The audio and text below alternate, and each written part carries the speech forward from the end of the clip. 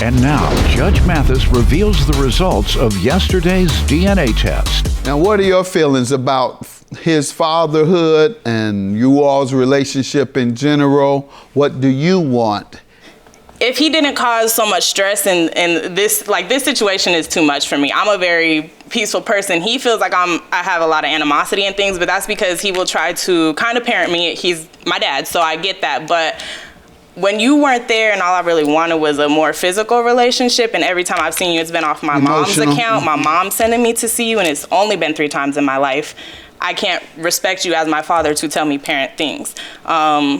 So I just don't feel like there's really any reason to have a relationship. I care a lot about my siblings, so that is kind of why I rekindled a relationship with him, because of the 2 babies. I love them a lot, and he has the health condition. I was like, I'm gonna let this what's happening today go. Has destroyed it. Him wanting confirmation. All right. I understand this will anger you. I would probably be like her, because I'm that type of person. Yeah. But don't be petty like me. I'm not being petty. I am. I'm not being petty. Yes, you are. No. You've had a relationship with him. Somewhat. This is embarrassing too, sir. It's very embarrassing. Yeah, it's going to take you a lot to make up. Let's find out the truth. All right. This is your daughter. I wasn't confused. So this is your daughter for sure. But you got a lot of making up to do. You need to send her a bunch of stuff every month. But please, give it a little time, all right? I'll consider Don't be petty like me. Don't be petty, all right? Congratulations to y'all. You already knew anyway. I'm coming here with this mess.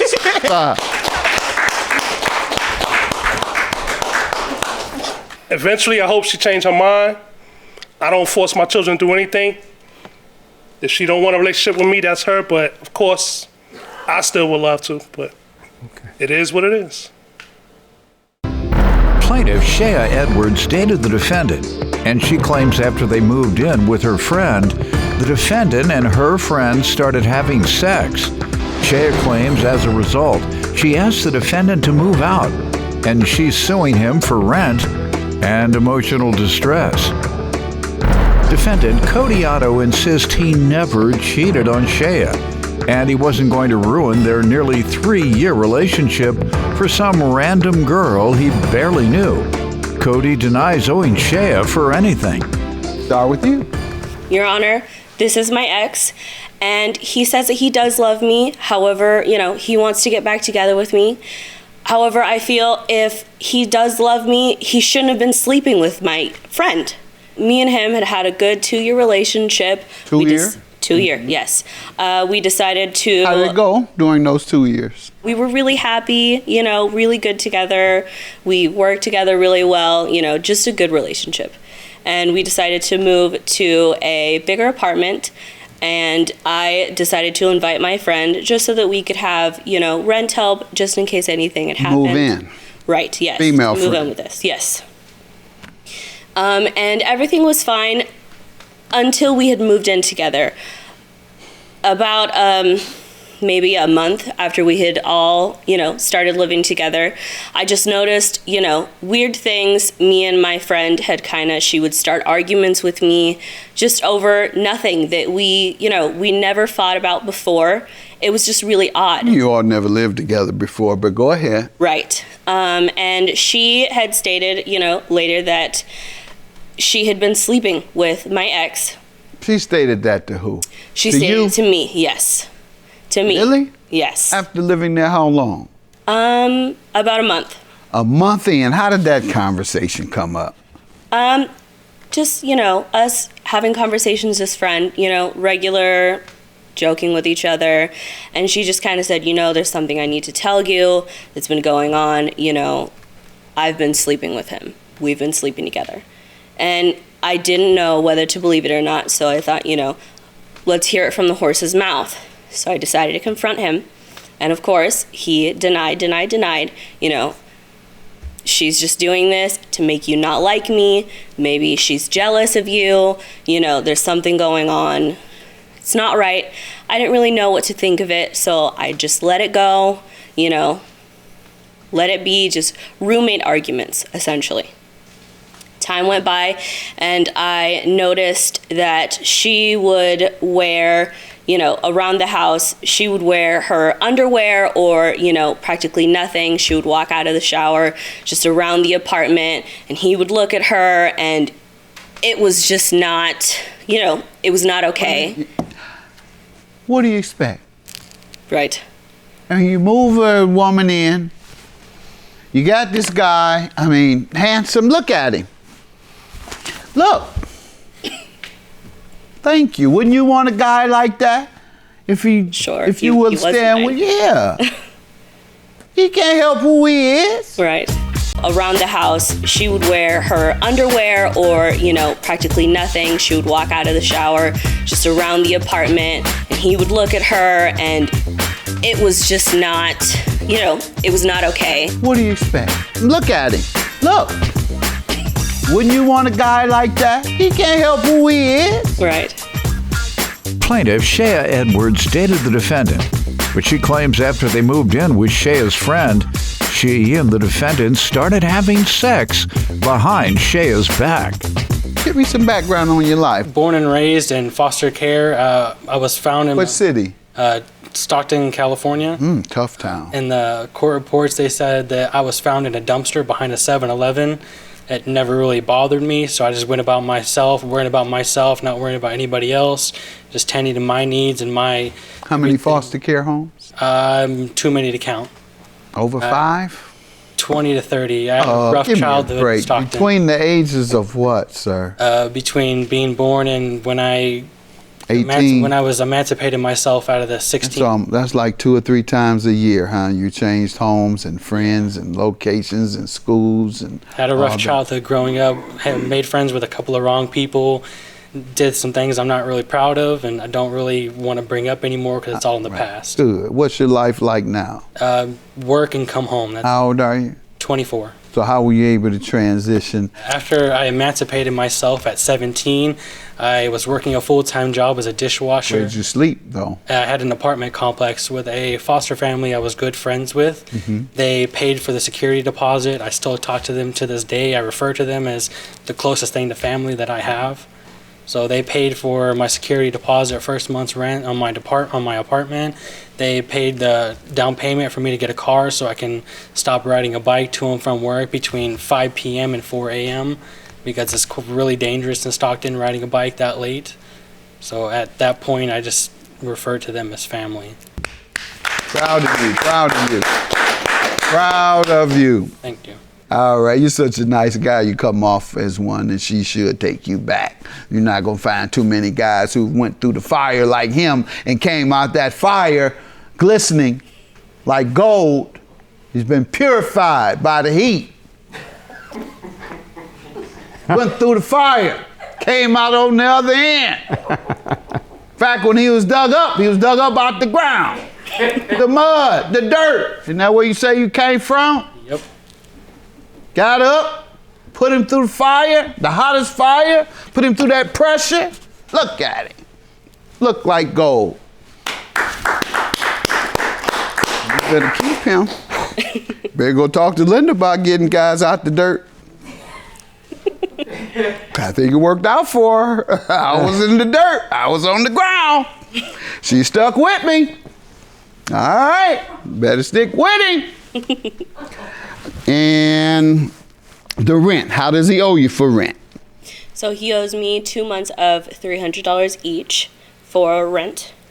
So it was the 2 months after the first fight happened with the roommate and him, after I just let it go. You didn't mess with that woman, right? No. I don't believe it like that. She was hitting on him, and who wouldn't? I've told you that. Particularly after hearing that background, his story.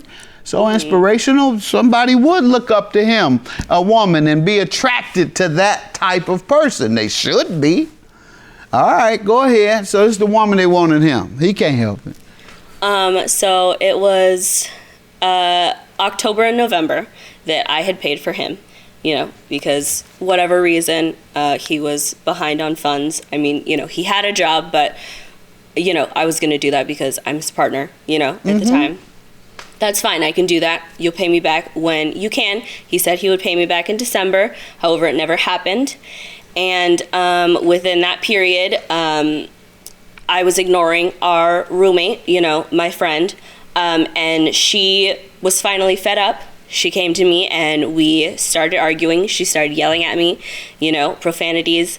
What was she fed up about? She was fed up that I was ignoring her. Oh. I was just kind of trying to wrap my head around it and, decide if I did believe him, because I did love him, I loved him a lot. And we had been together before I was friends with her. So did she have someone? She had that on she and off was very boyfriends. in love with? She had visitors. Right. But yeah, nothing. That's the one thing always keep in mind when a woman is telling you something about your man and she doesn't have a stable relationship. Some of that sometimes is envy and jealous of your stable relationship. Sometimes. That's a big makeup to make up something like that Right. I've actually been with him, as opposed to he keeps looking at me. Now, that's something you can examine more. But for her to say, we were actually together, we had sex, right? She's saying? Yeah. Yeah, that's a little far for jealousy. Most people don't go that far. You're not gonna find too many guys who went through the fire like him and came out that fire glistening like gold. He's been purified by the heat. Look at it. Look like gold. Better keep him. Plaintiff Shea Edwards dated the defendant, but she claims after they moved in with Shea's friend, she and the defendant started having sex behind Shea's back. Go ahead. So she's yelling at me, and she stated that they had been sleeping together for the 2 months that I had been paying his rent for him. This is why he had no money, because, you're paying this rent for him because he was with me, with her. And so I just asked him to leave because... What did he say? He left. He just did what I asked. He didn't say, I didn't mess with her. Well, of course he defended himself, saying that what she was saying was just Did you because... talk to the woman? I refused to acknowledge her after she made up all the false accusations. And at that point, I said everything I could to Shea to say, I'm innocent. Why would I do that? There's no reason to cheat on you, to sleep with someone that I barely even know. That doesn't make any sense to me. Why would I ruin a 2-year, almost 3-year relationship for some random person just because we're living together? That doesn't. If the woman walking around naked and inviting you, that's just she putting a lot of pressure on you. Yeah. What has he said when you've asked for your money? He says no. Does he give you a reason? No. Sir? We weren't together at the time. She never said that I had to pay it back. I thought that because I of did. the relationship. When did you tell him that? When he had stated that he was going to pay me back, and I was like, okay, you said you were going to pay me back. It needs to happen. And he said no. And how long ago was that exactly? What month? It was in December. And how many times have you asked since then? Every month since then. Is that true? When he would talk to me. No. How many times has she asked you? She asked me the one time in December, and then I said, you never said that I had to pay it back. She said, okay, but I still had to pay for it. You should still have to pay me the money. But I said, we never verbally agreed on it. I even stated that we had already previously wrote up a contract between me, her, and the roommate. I'm a firm believer in having a written document, even if it's not ordained or whatever you want to call it, saying that someone else witnessed the contract being signed. Even with that, it's all three of us signing it. It's a legal document in my eyes. It is. And we never agreed on it. We never said anything. She said that, okay, whatever then at that point after December, and she calls me and texts me every now and then, and I don't respond. Because she just, after I say no, she always brings up the fact that, I've paid for you twice and you're going to cheat on me with her and try and throw me under the bus and accuse me of sleeping with the roommate at the time. And I'm just, at that point, I just don't want to. Just over it. Yeah, You really believe that still? I am not sure.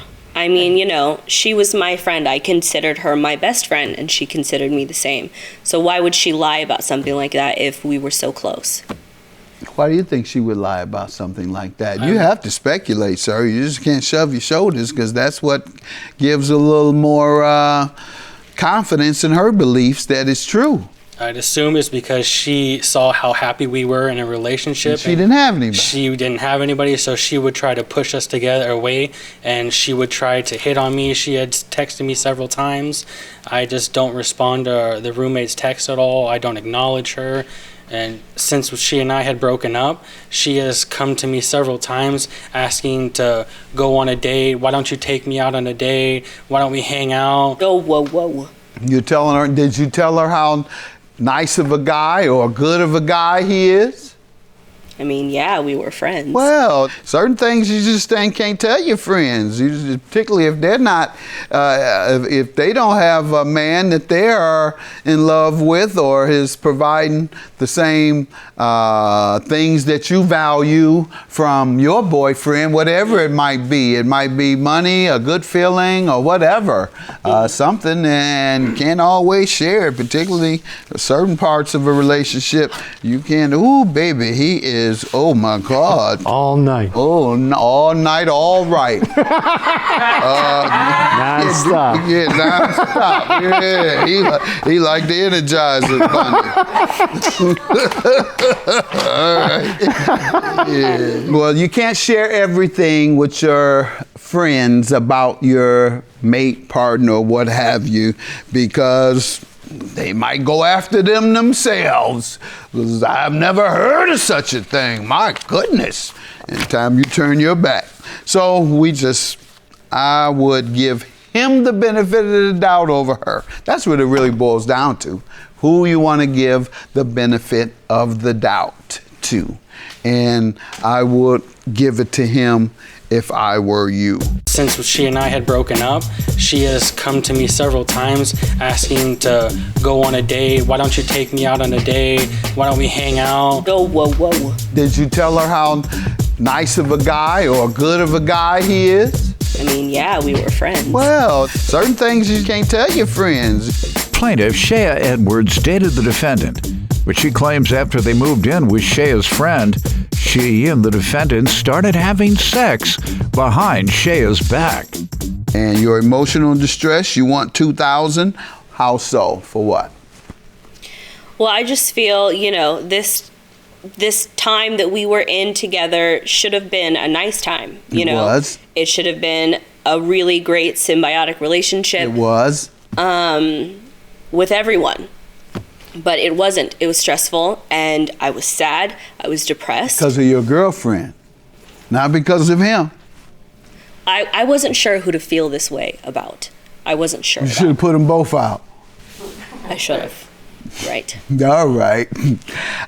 Can't grant you $2,000 emotional distress over relationship issues. That is very common. Relationship issues, emotional distress typically is granted for extraordinary and rare occurrences that cause extreme stress to someone. This is not a rare occurrence, cheating and arguing and lying about cheating or lying on somebody or your girlfriend interfering with your relationship. You love him still or not? I'm still on the fence about it, but I do feel that caring in my heart for him. How about you? Never stopped. Never saw anyone else. Never tried to start another relationship. Just kept to myself. I didn't really want to open up to anybody else after I spent 2 years with her, and just because of somebody else saw something that they wanted and couldn't get, so they tried to break up our relationship. I just don't want to open up to anybody else again. I'd love to start a relationship with her again, but I want to start from the beginning and start over with the fundamentals that this is our relationship. We have to understand one another. So you come to me and tell me the truth, I will tell you the truth wholeheartedly. I'm not going to lie to you about anything. That's a good man. Either he's a good man or a good con. And I'm not easily conned. It's very, very rare that you can con me.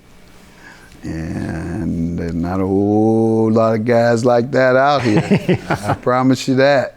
He's a keeper, I'm telling you. Man he's gonna do some things in life because he's went through a fire and he is committed and he has the proper values from what I'm hearing. Would you like to go out and at least have a bite to eat on me? I would consider it. All right, so I'm gonna have you all go and get a bite to eat on me. Where do you live? That's nice. What city you live in? Minneapolis, Minnesota. Minneapolis? All right. Good.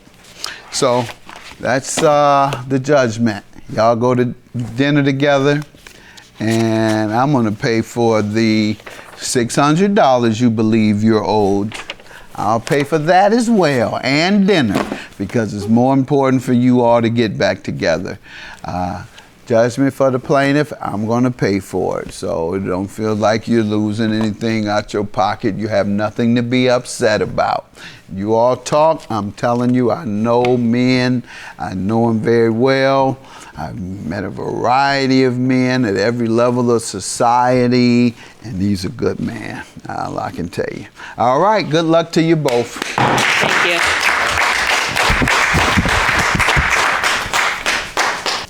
This judge is a very convincing man.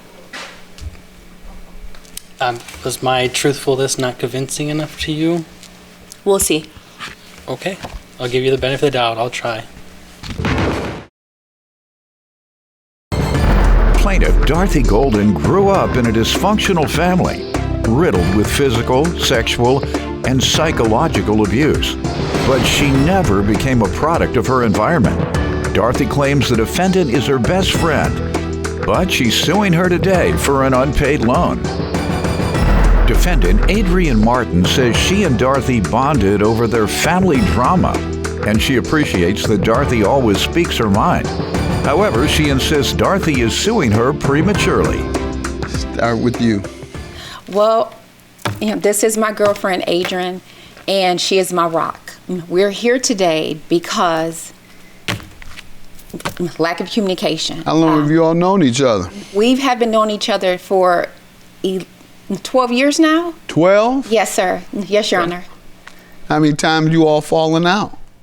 We have never fallen out. We've argued. Y'all not that good of friends. Your Honor. Fall out. We have our differences. We fight and we argue, but we never fall out. Okay. Oh, yeah. You fist fight, you cut each other, you shoot each other, you just don't fall out. You don't consider that falling out. No, Your Honor. No, we don't fall Where out. y'all from?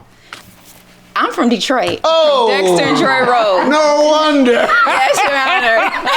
Yeah, doing all that in Detroit is an act of love. All right, I got you now.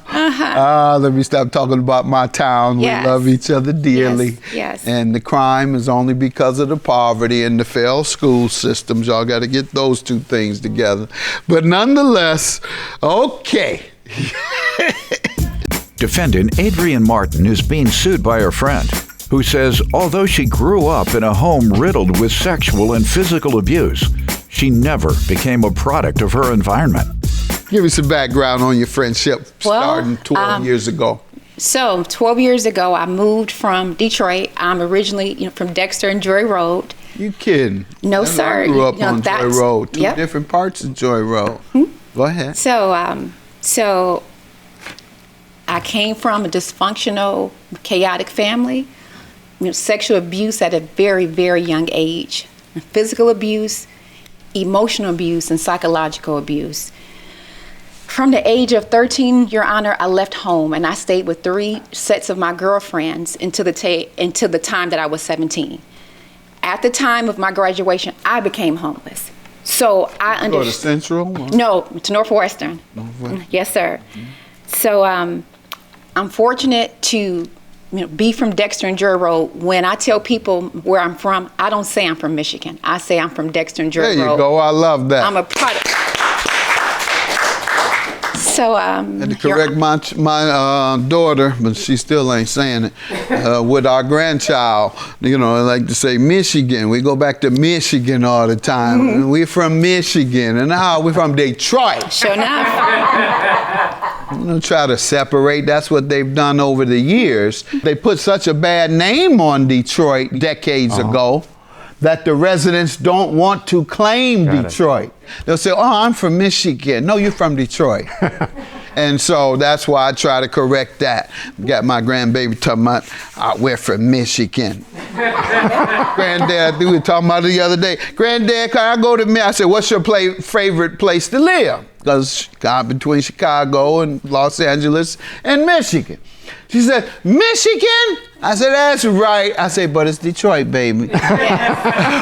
So thanks for bringing that out. In any other cities around here, when they try to point out any cities around the country, when they try to divide the people with means and the people without, depending on the makeup of the cities, it could be racial. I don't want to associate with a city that's predominantly Mexican, so I'm not going to say San Antonio. I'm going to say whatever the suburb. I'm from Texas. What part of Texas?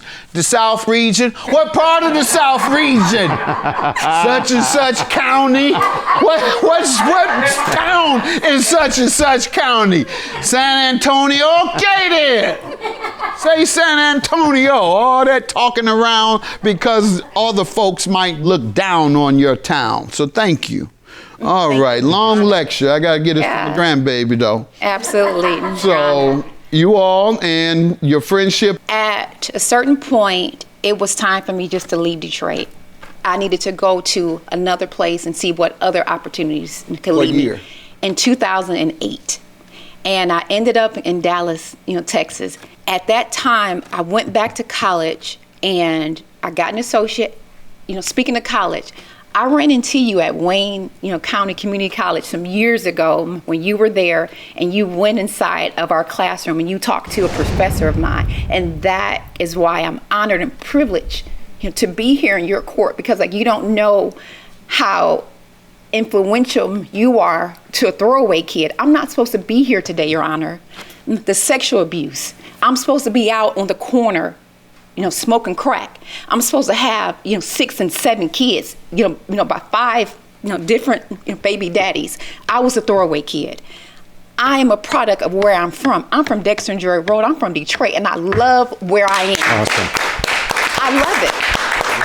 So your story has inspired me, a person who can come from where we are to be here today. I am honored. I am honored to be here. Thank you. Thank you. Thank you. And that's why we do this. People keep telling us we're still changing lives out here. So until all the prisons are empty, until all the women are no longer abused or abandoned or neglected, until all these different street youth have changed their life around, then we got to keep doing it. All right. That's great. And how old are you? I'm 43. I don't mean to ask you. No. Age, but I was trying 43. to figure because the millennial crowd, many of them is very surprising. They don't know my background. They don't know I was a street kid. No. Then went to jail and 15 years later was judged. I've been on television all these years and all they know is crackhead. I want y'all to say, Judge, you've changed my life. Defendant Adrienne Martin is being sued by her friend, who says although she grew up in a home riddled with sexual and physical abuse, she never became a product of her environment. Where you from in Detroit? I'm from Denver. Not actually. I met her in Dallas. Yeah. One of my other cities. Mount Bella. Oh, yeah. I used to live in Mount Bella for a year. Northeast Denver for me. I was a kid, definitely a kid in the neighborhood on the streets, Yeah, I was there 1 year, getting my hustle on. Then I went back to Detroit and went back to college. So, you tell me the nature of your relationship with your friend. Well, me and Dorothy, we actually met each other in Dallas, So, our connection, we're best friends. We bonded over family drama. same thing, drugs, alcohol, family with mental health. So we bonded over those things there, and her being from Detroit, me being from Denver, and we are both, kind of just changing our lives in Dallas. So we roller skate. Dorothy is, she is one of those friends that she keep it real, she makes the term of, they're your friends, they're not my friends, because she speaks her mind, and that's what I love about her. She's always been able, even the things that I don't want to hear, she can say it, and, I appreciate her. We both come from Joy Road. That's what we learn on Joy Road. The judge speaks his mind and tell y'all what you don't want to hear. Right. So tell me, why are you suing your friend? What happened here? If I'm that, good of a friend, Adrian, then why are we here? Your Honor, we're here because Adrian, wanted to borrow some money from me. I let her borrow about, $6,500 because she had an emergency come up. And the reason as to why I had that, Your Honor, is because I had been saving to purchase a home. So instead of buying yourself a house, you loan your house money to your friend. Adrian is more than my friend, Your Honor. She was my sister. I wouldn't do it with my kids. How about that? Your Honor, I would like to just state for the record. If I'm looking for a house, I'm looking for a house. The kids say, Daddy, we need the money. Wait till I get my house. Go ahead. Your Honor, for the record, at that time that I had followed on just some financial difficulties due to health problems and things like that, she insisted that I take Nobody take the insisted money. Nothing. Tell me what happened, ma'am. You didn't insist she take your money. Absolutely not, Your Honor. I was in the process of diligently putting in several, different offers. Adrian and I, we have this saying. Well, it was coined by Adrian. People only fall in love with your hand. What do you mean, Adrian? People only fall in love with what you can give them. So, we had made a pact. No more loans. I'm not anybody's emergency fund anymore, including family members and friends. Adrian called me and she said, Dorothy, I have an emergency. I need $6,500.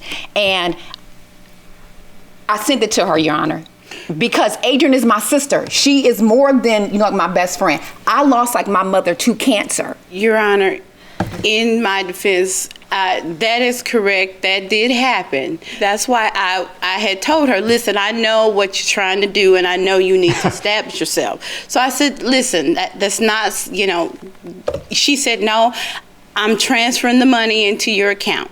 And I told her, I said, okay, if that's what you want to do, I will have this money back to you soon as I sell Mr. Stripes. What's that? Mr. Stripes is my Kawasaki Vulcan, 2000 Kawasaki Vulcan. I ride motorcycles in terms of biker chick. But I told her, I said, as soon as I sell Mr. Stripes, why couldn't you sell it and get your money, get the $6,500? Well, see, that's what I was doing, and I was in the process of that. She but took you off the market. She jumped the gun. No, don't you sell that motorcycle. Well, Your Honor, you done lost your mind. I'm your friend. I'm sending the $6,500 over there today, whether you like it or not. Oh, no. I'm selling my motorcycle now. I can get it. I can get it myself. No. I told her that, and she insisted Your Honor. and I told her, as soon as Mr. Stripes, now granted, that is my dear-hearted motorcycle. I love that motorcycle. That's right. More than you love her. I don't. I mean, that's my best friend. And I said, I didn't even want to part with my motorcycle, but I knew that I owed her this money. Defendant Adrian Martin is being sued by her friend, who says although she grew up in a home riddled with sexual and physical abuse, she never became a product of her environment. Go ahead. Your Honor, I am a saver. Adrian knew that I was saving, money. Had I ever, I've never let anybody borrow any type of money like that. I give a gift. I'm not losing out on any more friendships or relationships over money. Your Honor. Your Honor, this is the first time that I have saw Adrian since I let her that money. And guess what? Well, that's because her. It wasn't me. I'm that friend. I wasn't avoiding you. I still was taking your calls. I tried to call you a couple of times. I asked you for a payment plan, and you didn't want to give me a payment plan. So I told you, soon as Mr. Stripe sold, I have put him on the marketplace, Your Honor. I would like to enter into evidence. Hold on. Agent, Your Honor, you said, and now I feel a whole lot silly because now I'm standing in front of you. When you get your income tax check, you were going to pay me back. And here we are again. Your Honor, Doyle, you always say that, idiot. When they say you're going to get... You're from Detroit. And I'm from Dexter and Joy Road. Let's be clear. Your Honor, in my defense, with that income tax check, I told her, listen, the understanding was I was going to sell the motorcycle and pay her back. It was the beginning of the season that I listed it out so to make sure that it would sell. It's brand new tires, everything on the motorcycle. In the chances of the motorcycle not selling, Mr. Stripe's not selling, I'm gonna give her my taxes. Unfortunately, because of this new system, my taxes is held up like everybody else's taxes is held up. So I didn't get the tax money. I couldn't give her that. So, and the motorcycle is... Still haven't gotten it, have you? No, it's still in limbo. It says processing, ain't went through yet. What if they... But I'm not going to even delve into that lie. I'm not going to make a fool out of me like you've done her. So, did she say, I don't want your money, I will sell my motorcycle to address my emergency? Because that's what she just said. And she said you forced it on her after she told you she's going to sell her motorcycle to get the emergency money she needed. That didn't happen? Absolutely not. All right. But Your Honor, I would just like to state for the record, she was under the impression, as well as I told her, soon as this bike sell, you will have your money. Got you. So you had two opportunities and none of them came to fruition.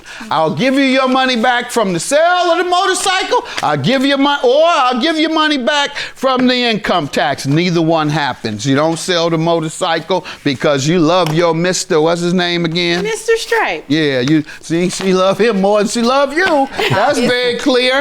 And she's still talking about him so affectionately. So you would never have gotten that money back from the sale of Mr. whoever he is. So, judgment for the plaintiff. Please learn now that you should only loan money that you can afford to lose. Or don't loan the entire amount. Instead, give a portion of what they're asking for as gifts. Yes, Your Honor. Have a good day, judgment for the plaintiff.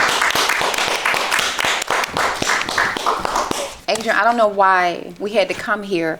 You are more than just a friend. Like, you're my sister. When I bear like my mother, I only had you. Like, you are the family. So for you not to even take my calls and we had to come way here.